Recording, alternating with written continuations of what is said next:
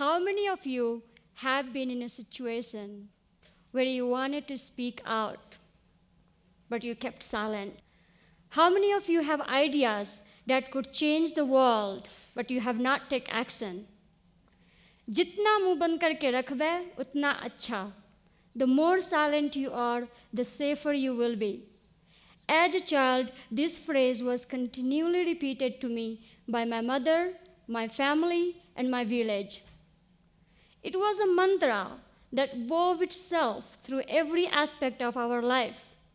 It was meant to oppress people, to keep us silent. I am here today to record my silence. Imagine a dusty, undocumented village, not found on any map, a place with no electricity, no cars, and no hospital. A place where children are born onto the floor of their family homes and neither birth nor death records are kept. That is where I was born and where I began my journey as an undocumented individual. I still cannot tell you with any certainty my exact age. I believe I'm somewhere 25, 26, and 27. Today I'm going to share with you the challenge of being undocumented and not have social security number or driver license, passport or marriage certificate, bank accounts and credit cards. It means we couldn't go to school and obtain a proper employment.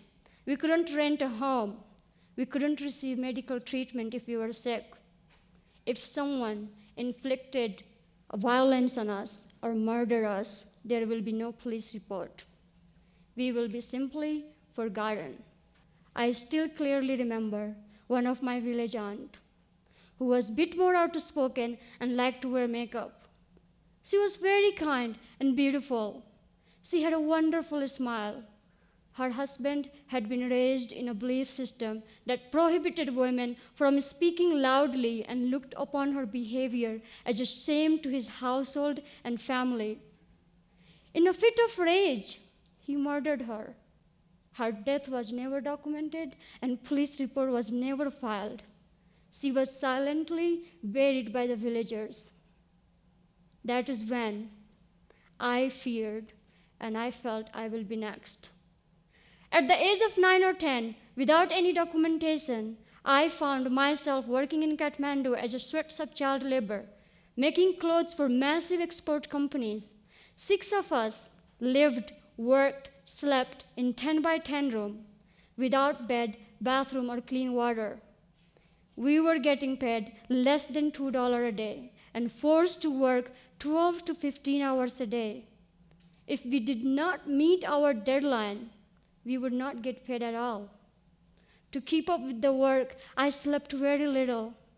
There was a moment I felt my little fingers were fast as machine. I was surrounded by pieces of clothing day and night. I hated those clothes. They were woven with the energy of my suffering. At the end of each day, I would collapse onto the large bundle of clothes and daydream about where they would end up and who would wear them. If you don't know who made your clothes, maybe some of you wearing my clothes right now. Last fall, a Turkish factory shipment landed in well-known luxury shop. The shirt contained a hidden label which read, "I made this item you're going to buy, but I did not get paid for it."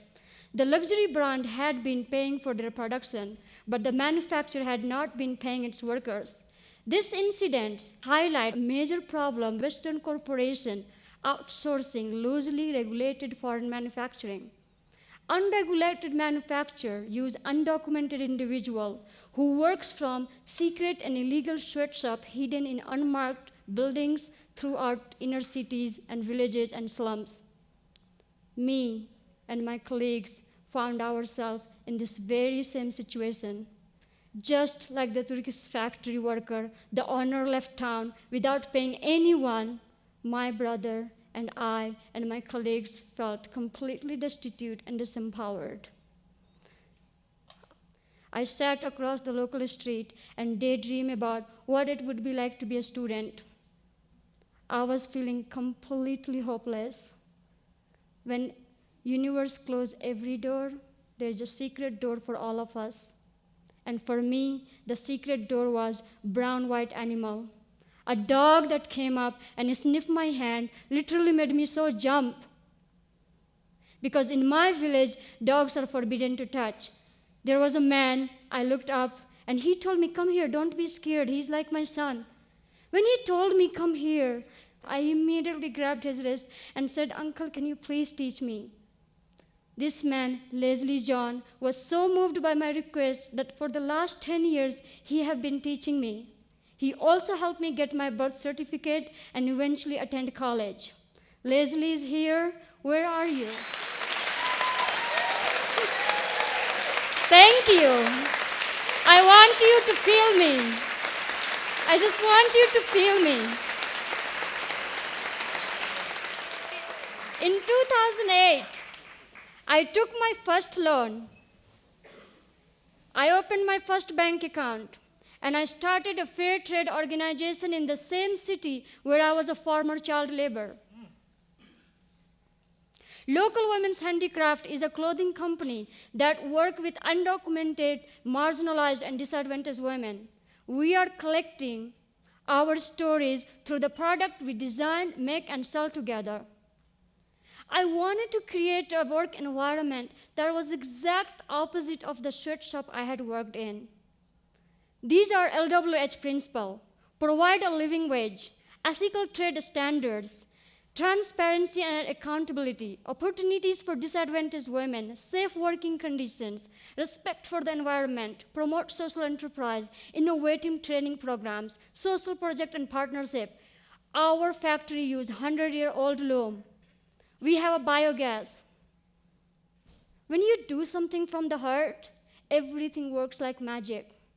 The L.O.W.O.M shop became magnet for journalists, activists, social workers, and artists.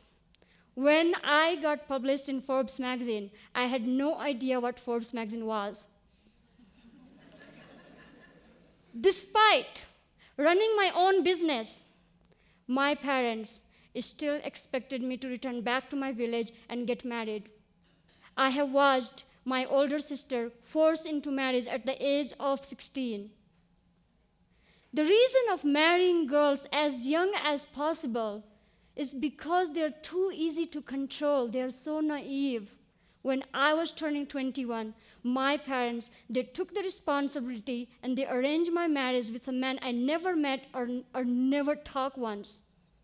But my family and my villagers did not know that my story is published everywhere. I have learned how to use Facebook, Twitter, Google, and I watch TED Talk. My story of forced marriage got shared all exclusively social media with the help of my world friends. My younger sister Shaheen, a $400 bribe to my village elders, a permanent mark of shame on my family.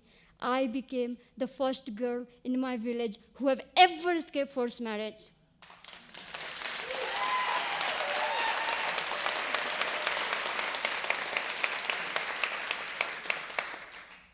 The life of my aunt and my sister are gone.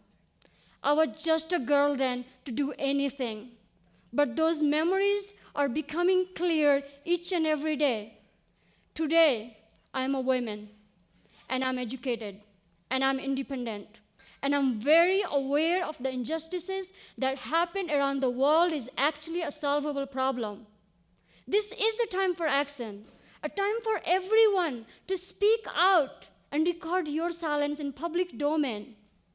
Today, I have chosen to record my silence. Stop forced marriage right now. Stop child labor right now. Ask who made your products and give the voices to the millions of artists who are faceless now. I was a child laborer. I am a first woman in my village to escape forced marriage. I am an entrepreneur, and I'm an advocate for equality, and most important, I'm a human being, just like you.